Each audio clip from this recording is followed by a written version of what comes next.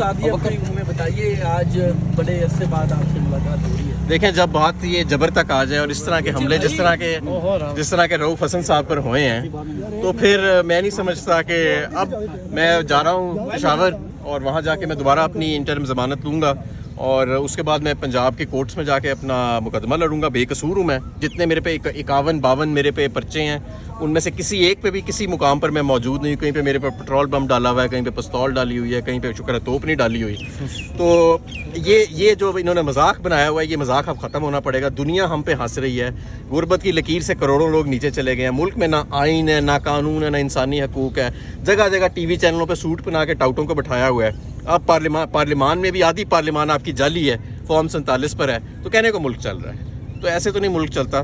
اب ہم تو انشاءاللہ تعالیٰ باہر نکلیں گے اور میں اپنا عدالتوں کے آگے اپنے آپ کو پیش کروں گا. میں بے قصور ہوں اور میں سمجھتا ہوں کہ اگر اس ملک کے اندر کوئی آئین ہے, کوئی قانون ہے, اور یہ ہماری اعلیٰ عدالتوں کو اور خاص طور پہ چیف جسٹس کو اب سوچنا پڑے گا کہ ان کی بھی ریٹائرمنٹ میں دن کم رہ گئے ہیں. وہ کیا لیگیسی پیچھے چھوڑ کے جانا چاہتے ہیں. وہ ایک ایسے فسطائیت کے قانون کے پاکستان کی, ایسے پاکستان کی جہاں پر آدھی پارلیمنٹ جعلی بیٹھی ہے, ایسے پاکستان کی جہاں پر شریف لوگوں پر دن دہاڑے حملے کیے جاتے ہیں. ایسی جگہوں کے اوپر یہ آپ اپنی لیگیسی چھوڑنا چاہتے ہیں, یا آپ ایک ایسے پاکستان کی جو نیا پاکستان ہے جہاں پہ یوتھ تمنا کر رہی ہے کہ یہاں پہ قانون ہوگا, آئین ہوگا اور سب سے بڑھ کے عوام کا راج ہوگا, کسی فرد واحد کا راج نہیں ہوگا. پنجاب میں احتجاج کی کال آپ کب دینے جا رہے ہیں؟ خان صاحب نے کہا ہے کہ پنجاب کے اندر آپ نے کنونشن سے شروع کرنا ہے. ہم نے ورکرز کنونشن سے ہم شروع کر رہے ہیں تمام اضلاع کے اندر. اس کے بعد ہم انشاءاللہ تعالیٰ جلسوں پہ جائیں گے. ہو جاتے ہیں تو پھر ہو جائے, کوئی فرق نہیں پڑتا.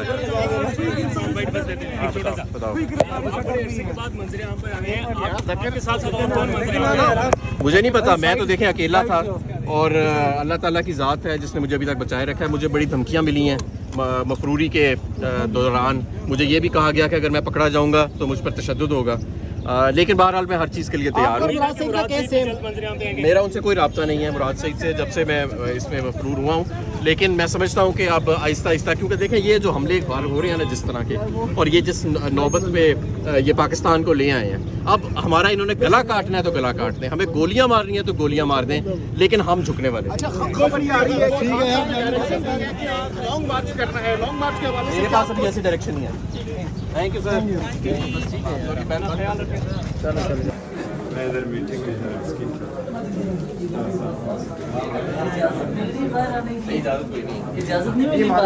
اجازت نہیں مانگنی, وہ تو ہم پہلے بھی رہے تھے. سر جی بڑے عرصے بعد نظر آ رہے ہیں.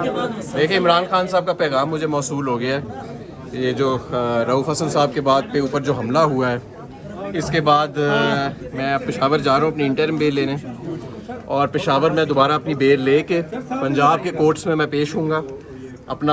اور یہ جو ظلم کا موسم ہے, اب ہم اس کے آگے کسی صورت بھی جھکنے والے نہیں. خان صاحب کا کل رات کو رؤوف حسن صاحب کے حملے کے بعد خان صاحب کا پیغام مجھے موصول ہوا ہے. اس سے پہلے تک خان صاحب کا یہی پیغام تھا کہ تم نے محفوظ رہنا ہے کیونکہ تم پر تشدد ہوگا.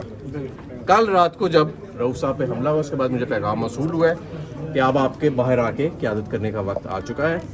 اس لیے اب میں آج خیر میں رؤوف حسن صاحب سے ملنے آیا ہوں آج, کیونکہ ظاہر ہے اگر اس موقع پہ بھی میں نہ ہوں, اس کے بعد میں پشاور جا کے اپنی انٹرم بیلز لوں گا, وقت لوں گا, پنجاب کی کورٹس میں پیش ہوں گا, اور آگے اللہ مالک ہے انشاءاللہ تعالیٰ.